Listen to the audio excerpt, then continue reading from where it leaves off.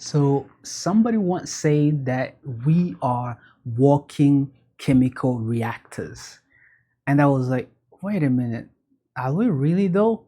But then I thought about it. I was like, we have trillion of cells in our bodies. And guess what? In those cells, you have millions of reactions happening.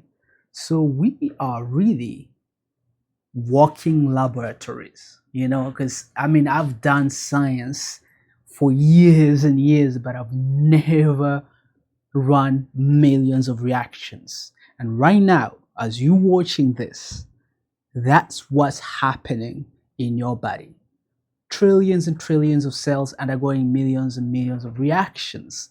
So we are really just full of not only chemicals, but chemical reactions. Hopefully that makes you excited. Some people are like, wait a minute, I'm not just chemicals. But for me, as a chemist, as a biochemist, that excites me, and that is why I love biochemistry. So this video is talking about an introduction to biochemistry and what biochemistry really is, what we study, and kind of set it up so that whenever we talk about biochemistry in the future, throughout the class, you will have this kind of understanding of the big picture of what we are trying to accomplish. So, what is biochemistry really? So, let's go to actually the first slide. The first slide is intro to biochemistry. So what is biochemistry? When we look at biochemistry, the biochemistry is a study of the chemistry of living systems. So biochemists, we don't just study humans, we study animals, plants, algae, bacteria. We study a lot of bacteria in biochemistry, and you will soon realize why we use bacteria a lot. But we study the chemistry of living systems. And why do we care about the chemistry of living systems? Is because in life, whenever you really want to study and understand life and why it works and why it works the way it is, and more importantly, why things go wrong, you have to really understand what's happening. And biology is not enough, right? If you look into the body, you look at an organ, you look at a heart, for example, you can look at what's happening. You can look at a heart tissue with somebody who has a heart disease. You can look at, oh my God, their muscle have gotten bigger and something is wrong. But in order to know what's really happening, in order to see how you can try to even fix it, you have to really understand the chemicals. You go from talking about muscles and go into what are muscles made of, what makes them contract, what makes them grow, what are the chemicals. And from there, you can understand how they get damaged and how we can prevent that damage. So that is why in biochemistry, we study the chemistry of living systems, right? The chemical basis of life.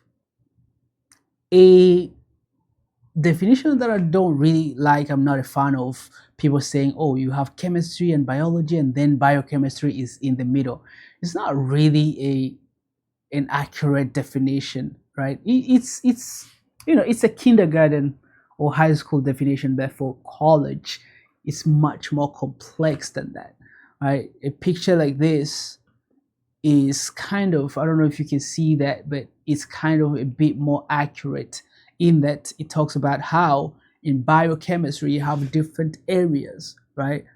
From enzymology, studying enzymes, to genetics, to immunology, to cell biology, animal biochemistry, molecular biochemistry. All of that is what we see when we zoom in and we look at biochemistry. It's not just all of that, it's much, much more. So we're looking at chemical reactions and chemical processes. And as we'll talk about later in this, we'll see that We have a lot of processes that, first of all, break down the food that we eat into these little molecules, and then processes that take those molecules and they build new stuff. They build you. And then after that, you have to get rid of the things that we don't want. You have to recycle some of the things.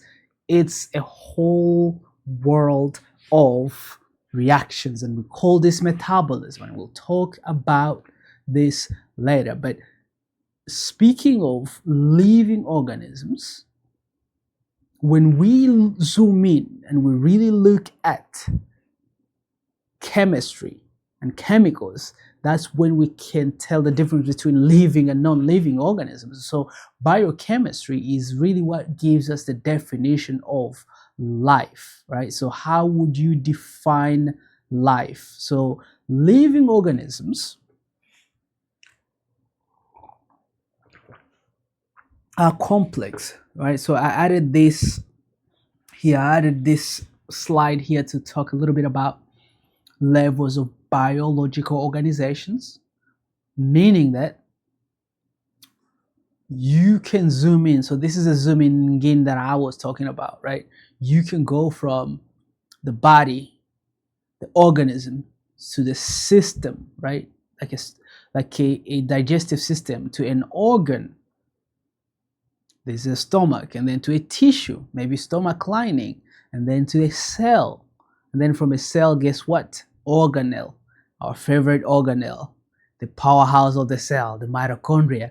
But then we're like, okay, then what happens? You zoom into the mitochondria, maybe you see a protein in the mitochondrial membrane, and then also a protein is made of what? Is made of molecules, biomolecules, and guess what? The molecules are made of atoms, right? So usually in biochem, we stop here, but in chemistry, you can even zoom in and look into electrons and neutrons and protons. And then, as you know, in physics and quantum physics, you can go zoom even further, but that's beyond biochemistry. Biochemistry, we stop at atoms a bit, but sometimes electrons, because some of the biochemical reactions, as we will soon find out, involve the transfer of electrons. So sometimes we have ions as well, but that is where we stop, right? So we have several levels of organization, right? From atom, molecule, macromolecule, all the way to organism, right? So you have hierarchy, and this is one of the characteristics of life, right? So this is another example of the respiratory system, but it's the same as the digestive system, it's the same as the nervous system. We all zoom in, right? So this is another example of how you go from the circulatory system to the lungs, all the way to hemoglobin. So this is to show you different examples, to show you the picture, right?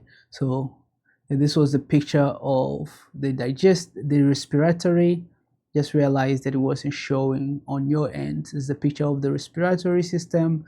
Then this will be a picture of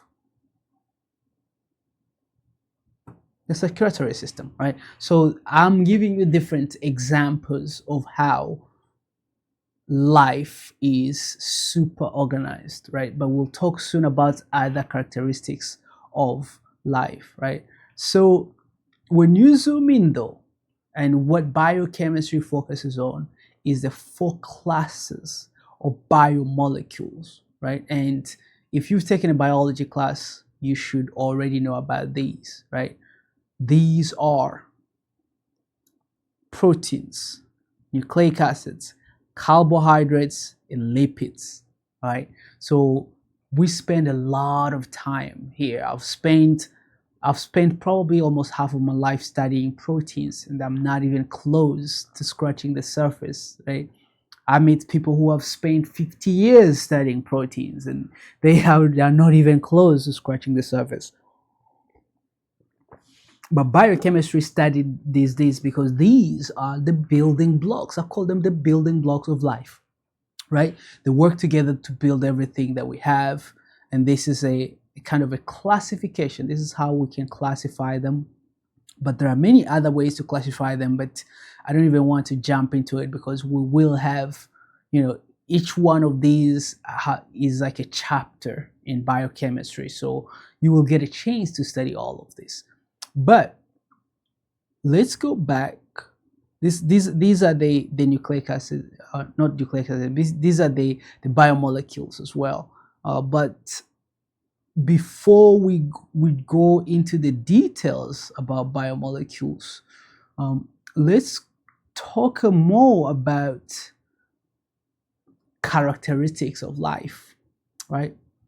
What are the characteristics of life? One of the challenges that I give students is I ask them different characteristics of what makes life. And sometimes I get them. Sometimes I say that, oh, what makes life? And then they say living things grow, they are born, they die, they reproduce, they communicate, things like that. They react to things.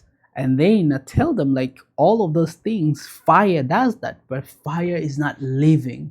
So we need something more. And that thing is what? That thing is biochemistry. That thing is zooming in and seeing chemicals, right? So whenever you zoom in, what do you see? You see order, right? You're going to see order. You're going to see growth and reproduction. You're going to see regulation, response to stimuli, but then you're going to also see energy conversion. You're going to see evolution, right? So these are some of the things that we're going to see. But then, from your book, it also tells us that living systems are complex. They have order and they have complex structure. Then living system take that complex structure and they tie it to function. Structure and function. I will say this probably like 100 times. Structure leads to function, right? Structure is purposeful. We'll talk about protein structure and things like that. So structure gives you function, right? And then from there, you have energy and transformation, right? How, for example, we take food we eat and transform it into energy and molecules. And then we also have something very important. We have replication. Living system want to keep living, right? Even when they die, how do they do that? They replicate themselves. They reproduce, right? So you have different characteristics, and let me go through them very quickly because hopefully that's kind of self-explanatory, but let's talk about it a little bit, right? When you look at different living systems, right? For example, these are like from trees to neurons to algae to leaves. You see some sort of organized structure, organization, some complexity, right? You see some nice complexity, so organized complexity. So you have order and you have complexity, right? So this is an example of showing how you see some order. Sometimes it's similar, sometimes it's not similar. It really matters, but it really doesn't matter that much. But this is kind of to show you that order. And then that order also goes with what? It goes with structure. And then structure serves functional purposes. I'll talk about this a lot, right? Structure informs function. Structure informs function. I will talk about this a lot, right? Every structure is going to inform function. Actually, I think I can, let me see if this works. Actually, if this works, it's going to be cool. But let me see if I can show you something cool. Okay, so I don't think it's gonna work. Maybe.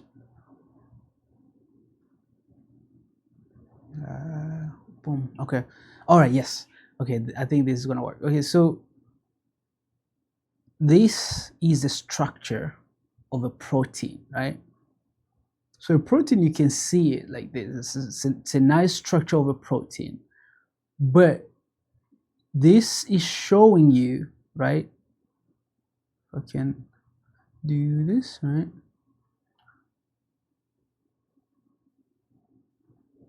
It's showing you a protein, but in reality, a protein looks like this, right? We can show it as ribbon, you can show it as a surface, and this is how a surface looks like. Guess what this is? This is insulin. This is insulin. It's a life-saving medication. But, it kind of like this. But for insulin to be like this, right? Every one of these blobs is an atom. And occupying this structure, right? Occupying this structure is very, very important and very distinct, that nothing else can occupy this structure. Nothing else can serve the same purpose as insulin, because it has a very distinct structure, right? So this is the ribbon structure, but I just show you the surface structure. Let me see if I can show you the atoms. Actually, these are the atoms, right? See the atoms that make it, right? So these are the atoms of insulin. And these atoms and this structure and the type of pockets that it forms and the types of chemistry that those pockets possess make it a life-saving medication. Binds to an insulin receptor and transmits a signal to take care of glucose. Nothing else can bind and have the same effect, right? So structure informs function. This is proteins, but it can be, let me see if I can give you another example. This one needs to be, yeah, this one is not going to work as well. It's okay.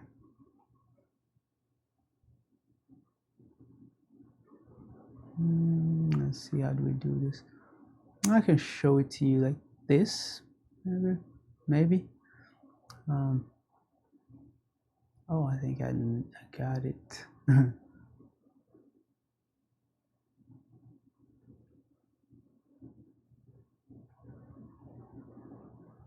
No, I don't know where it went. But this is an example of a what? I don't know if you can tell, right? For those of you who have seen this before, all right, you'll notice that this is a nucleotide, right? This is a nucleotide. This is a ribose sugar. So this is a sugar. This is a base, right? This is a phosphate. So it's a nucleotide bound to a glucose. We call this molecule UDP glucose. So this is actually two molecules bound together, but this is an important molecule. It's important, also life-saving and life-sustaining molecule among the other, and we'll get a chance to talk about this as well, but I wanted to kind of show you an example. I'm not sure why it's not giving me the 3D version of it. It's supposed to give me a 3D version, but this one is just stuck in 2D. But I think that makes the case. This is glycine as well that I wanted to show you, but I hope that makes sense. Structure informs function. Structure forms function.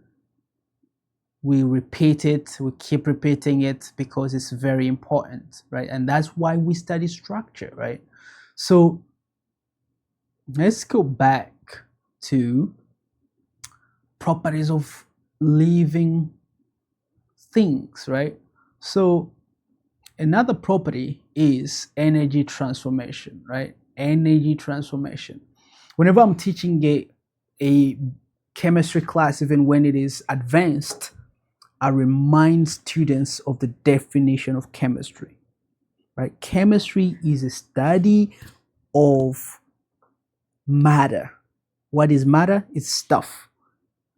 things around us, including us, right? It's the study of the properties of matter,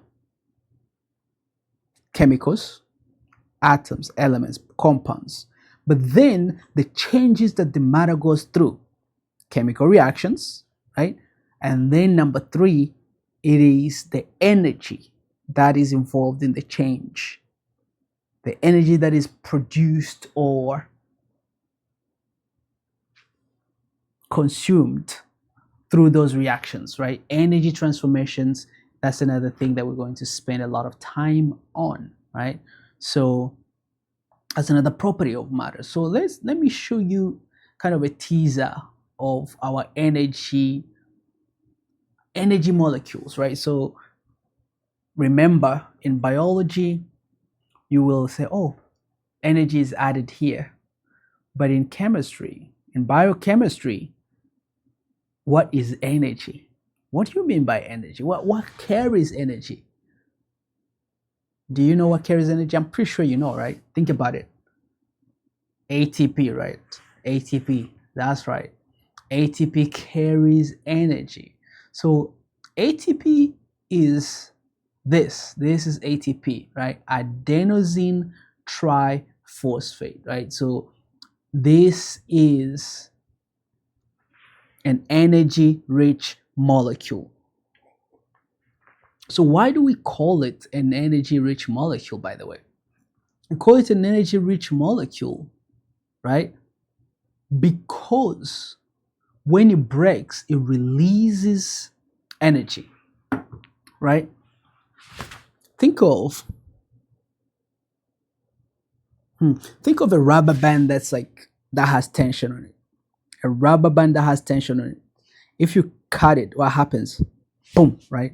Snaps energy. So this bond right here, right? The bond that you cut of this one phosphate carries a lot of energy, so that if you cut it, it's going to give us energy, right? And we will talk about more of, I have like 5 different things that make ATP carry a lot of energy, and we'll talk about that. And it comes from, these double bonds and these negative charges and things like that will make it carry a lot of tension, that if you cut it, it's going to be like boom. So this is our energy currency, we call them short-term energy currency. Actually, you don't have a lot of ATP. It's crazy. Your body is recycling a small amount of ATP in a very short amount of time, and we'll talk more about that, right? Another one that's very important. So the most common one, the one that your body uses a lot, is ATP, but the second most common one is going to be NADPH. No, not NADPH, it's NADH. NADH is going to be the next one, and then NADPH is another important one as well, right? So NADH or NADPH, right, it's going to be nicotinamide adenine dinucleotide, right? And H means it's reduced because it has hydrogen, right? So H is hydrogen. Does that make sense? But again, we will get a chance to know how to draw all of this. But this is all of these, right? Nicotinamide adenine dinucleotide phosphate, all of it means something, and then it makes sense. But this is another one: NADH, NADPH, another high energy molecule, right? Does that make sense? All right, so another quality of living systems is self-replication, right? And what do we think of when we think of the replication? DNA, right? In order to self-replicate, especially to self-replicate and pass it on, we gotta have a blueprint. You gotta have instructions, a set of instructions that can be repeated, and DNA does that, right? So we have DNA replication and DNA polymerase and things like that. But of course, we have other things as well that we'll talk about in a minute. All right. So before we go back to this, I think I have a few other properties of living systems. Let me see. Living systems are also made of carbon, right? Life is made of carbon. That's what I tell you. Life is made of carbon. That's why we say organic or organic chemistry and things like that, is because life is made of carbon, but then you have hydrogen, oxygen, and nitrogen to kind of assist it. But that is why you spent years learning organic chemistry, is because life is made of carbon, right? So that's another property of living systems, made of mainly carbon, right? And we'll come back to this, but I want to give you one more thing about, maybe I don't have it here. Do I have it here?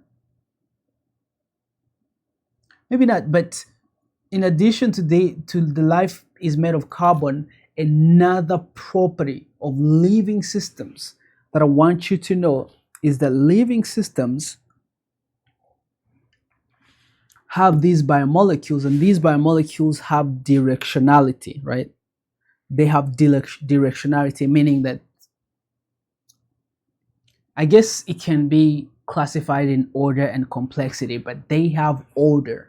And we'll talk about order in a minute, but let's talk a little bit more. Let's zoom just a bit into these biomolecules. Again, we will have plenty of time to talk about this in detail, but let's zoom a little bit more into each one of these to kind of learn a few fundamentals about it, right? So, for example, let's go back here, right? And look at DNA, for example, right? So DNA is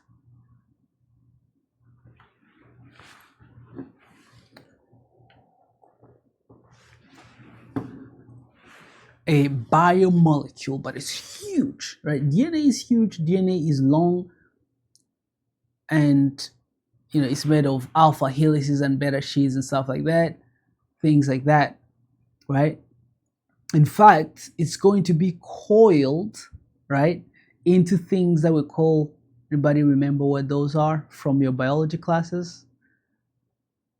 DNA is going to be organized very well into like nucleotides and things like that, right?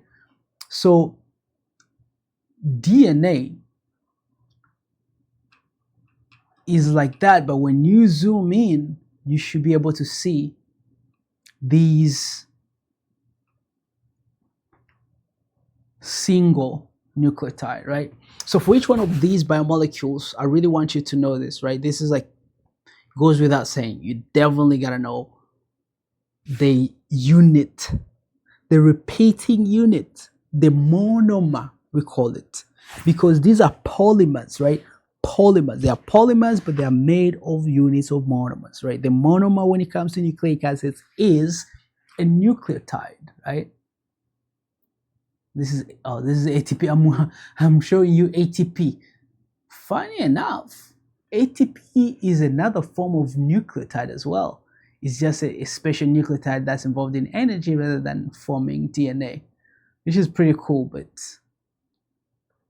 not what I'm trying to show you. I'm trying to show you this, right? It's a nucleotide.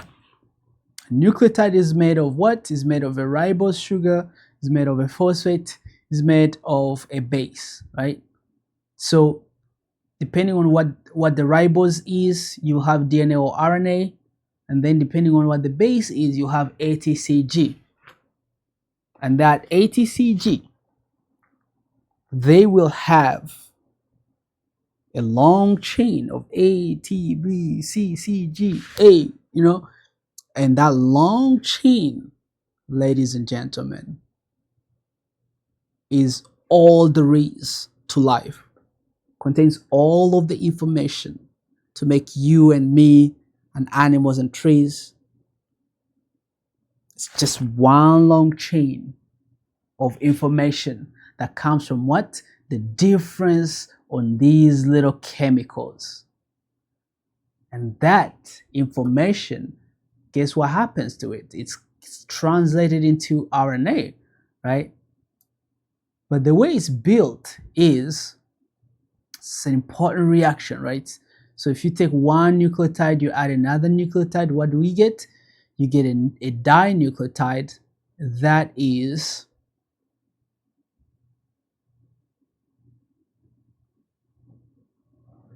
a polymer, right? So this is, we're removing water, right? I don't know if you notice what just happened, but we are removing water. So zoom in a little bit, boom, all right. So we are removing water from this, right? We are taking, let's remove, hold on. Let's move the notations for a minute, right? You see the bottom part of this reacts with the phosphate group, right? So carbon 5 of one sugar is going to react at the top, right? Not the phosphate, hold on, no, sorry. Almost got it wrong. Okay. This is weird the way they have it here. Let me see. So carbon 5, right? So this is carbon 3 rather, sorry, yeah. The bottom one is carbon 3. Now the top one is carbon 3. And this phosphate is on carbon 5, right? So this is the directionality I was talking about, right?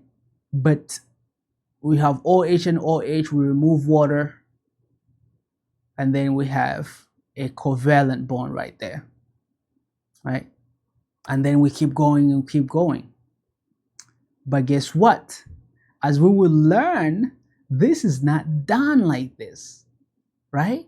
It's catalyzed. It's catalyzed by enzymes, and this one is catalyzed by polymerase. It's catalyzed by polymerase, and I think that's what I was just going to click on here, right? It's catalyzed by polymerase, but this all involves what we call the central dogma of molecular biology, right? So the central dogma, has everybody heard of the central dogma here? The central dogma of molecular biology, right? This is the rule. And again, you might think that, oh yeah, of course, this goes without saying, but this changed everything. And guess what? This is new, right? You might think that it has always existed, but there are people who are alive today who didn't learn this in class, who were alive when they saw this being discovered, which is pretty cool. But DNA wasn't discovered until the 50s, and it took longer to come up with the central dogma. So the 50s is not a long time ago, I'm telling you. But we now know that DNA turns into RNA, RNA turns into protein, right? Transcription, translation. Some viruses go back, right? You can go back from RNA to DNA, reverse transcription, but you cannot go from protein to RNA. Never. But you can do reverse transcription, but viruses do that using a special type of polymerase. Another important part is the replication part we were talking about, right? So replication, transcription, translation, and maybe reverse transcription, that is the central dogma of molecular biology, right? So this is where the DNA, RNA, and proteins fit in. Very, very important to understand. But again, as I was talking about, enzymes are the stars of this, really, right? What are enzymes? Biological catalysts. What are they made of? Proteins, right? Proteins that catalyze reactions, right? And we go from, for example, right, with enzymes, replication can replicate 50 to 1,000 nucleotides per second. Without enzymes, do you know how it will take the whole thing? 2.3 billion years. 2.3 billion years. That's how it would take for one DNA to be replicated, transcribed, and translated. 2.3 billion years. And now enzymes can do that in like that, right? 1,000 per second. It's crazy. So enzymes are the star, and then we'll talk about how they do that and why they do that and which enzymes. But to give you a quick teaser, for example, replication, the main one is DNA polymerase. Transcription, the main enzyme is RNA polymerase. And then translation, the main one is ribosome, right? So those are the main stars when it comes to the central dogma of molecular biology, right? This is another thing that makes the puzzle kind of come together, right? The central dogma of molecular biology, right? So let's look at another nucleotide.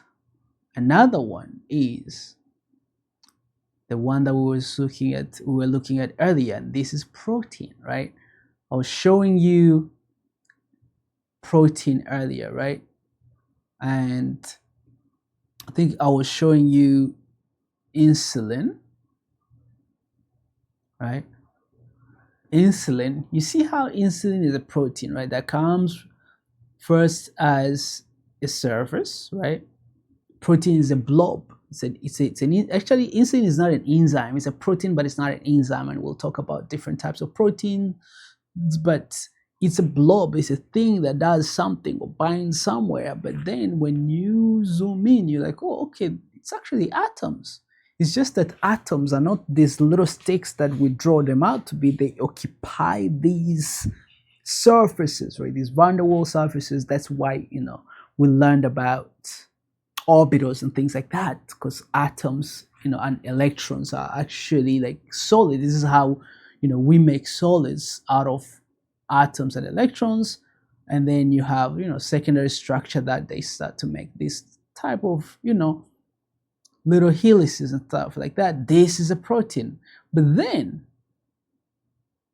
biochemistry asked that, wait a minute, what are these? What are all these things right here? And guess what they are? They are amino acids. Each one of these is an amino acid, right? Each one of these is amino acid. And because I've been doing it so much, I know exactly which amino acid it is. Like each one of these, I know which amino acid it is. And very soon you will know as well. But these amino acids, we need to know their structure as well, and their names and things like that. So if we zoom in, we're going to see amino acids. What is an amino acid? An amino acid is an amino and an acid. That's why we call it an amino acid. You have an amino and then an acid, and then the R group is what comes on the side. An amino, an acid, and then you have an R group. This is the general structure of an amino acid. And this, ladies and gentlemen, the R group and the different types of amino acids that come on the R group are what makes all of the amino acids different, all of the proteins different.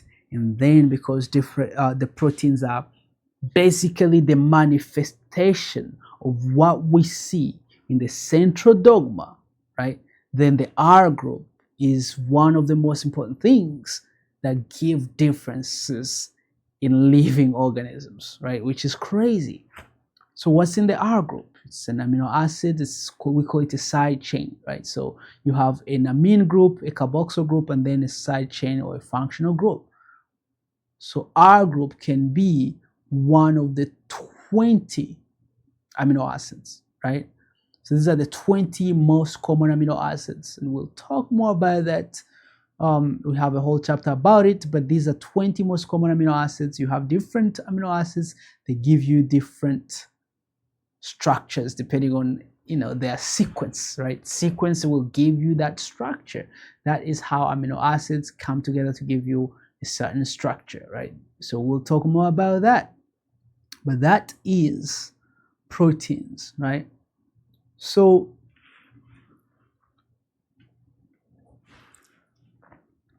let's see if we can talk about more of these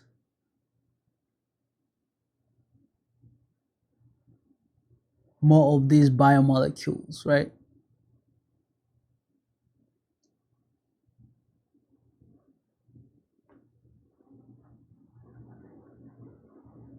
Mm,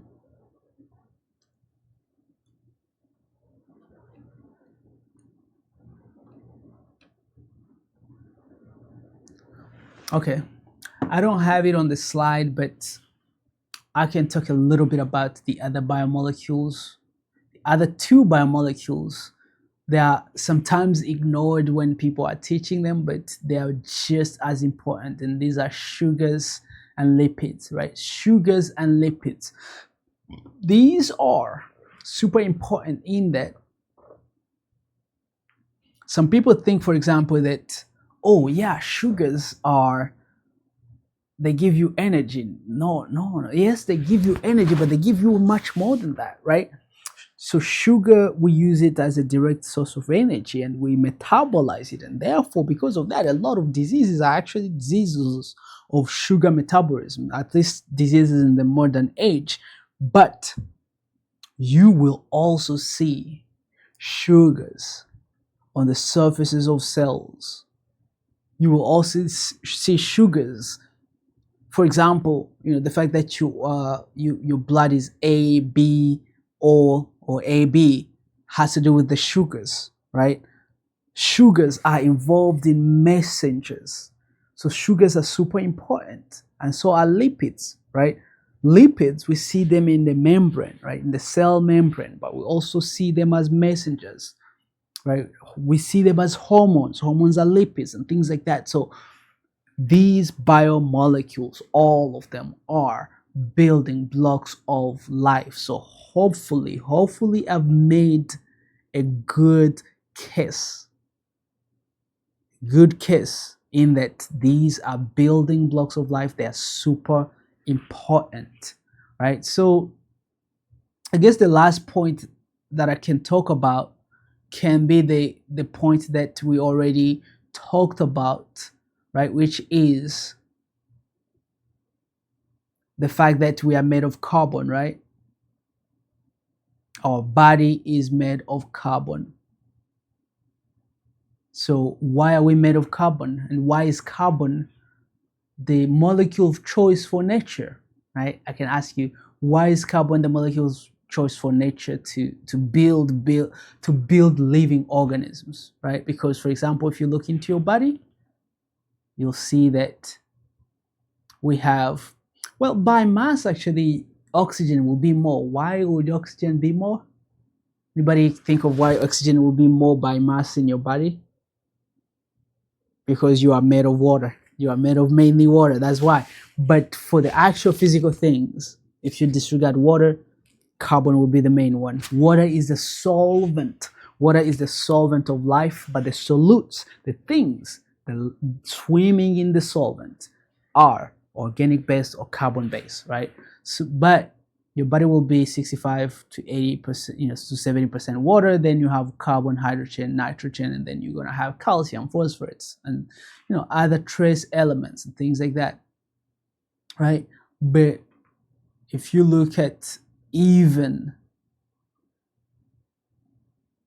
in earth, in seawater, things like that, you're gonna see that you will have a lot of these elements, right? So why carbon then?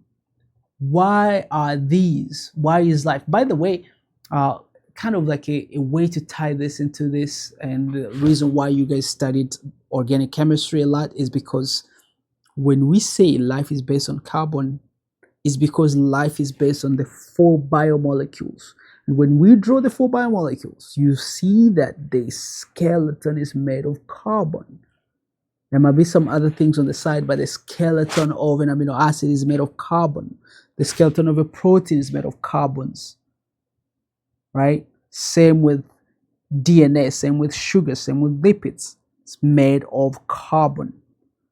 There will be some minerals, there will be some waters, there will be some other things, but the life is made of carbon because life is made of these biomolecules, right? So why? I will give you 4 or 5 reasons, right? Very quickly. So at first,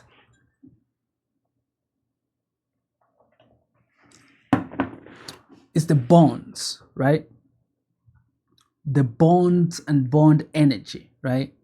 So you'll see that DNA, right, can make strong bonds and is very versatile, that it can make single, double, and even triple bonds, right? So carbon is versatile and can make bonds. So two things, right? It can make bonds with many atoms, and then it can make bonds with each other. So those are two reasons. One, bonds with many atoms. Carbon can bind to hydrogen, phosphorus, nitrogen, oxygen, and so on and so forth, right? So carbon is versatile as it can bind to different atoms, but also is so versatile that it can also bind to itself to make chains and polymers, whether it's single or double, right? So that's two big reasons why carbon is very good. So these are some versatile carbon-carbon bonds that make very long chains. So an example is this acid, right? I think this is stearic acid, right? Or you can also make a cyclic bond like cholesterol as well, right? So it's versatile that can make aliphatic and cyclic bonds, right? Can make branches, can make cycles, right? So this is carbon. This carbon is very versatile, right? So that's pretty much that's why, right? That's why. So again, I think when I asked about 5 reasons, so you can tell me that, okay, carbon can form bonds with other atoms. Carbon can form bonds with itself, single and double. Carbon can make polymers. Carbon can make circles and branches. And also another thing too is that the geometry of carbon with perfect 4 electrons around it make it occupy a really nice 3-dimensional tetrahedral that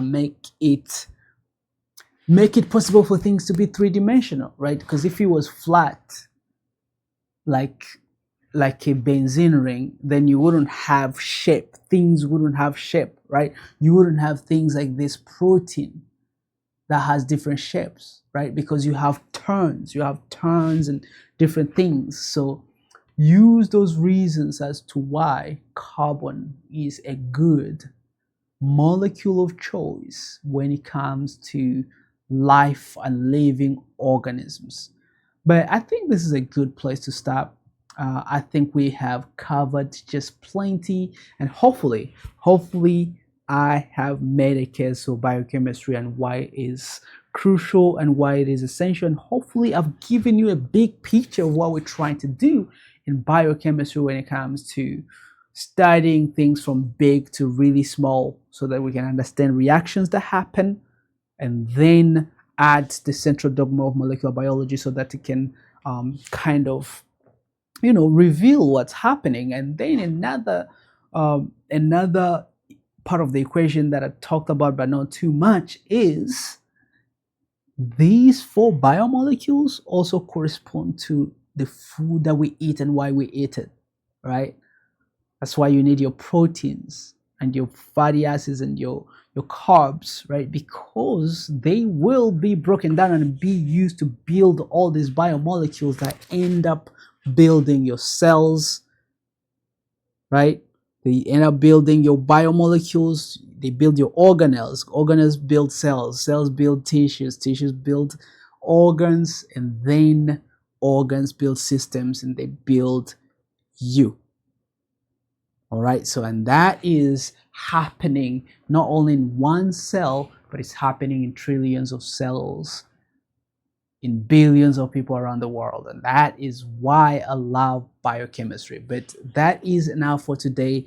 I will see you in the next lecture.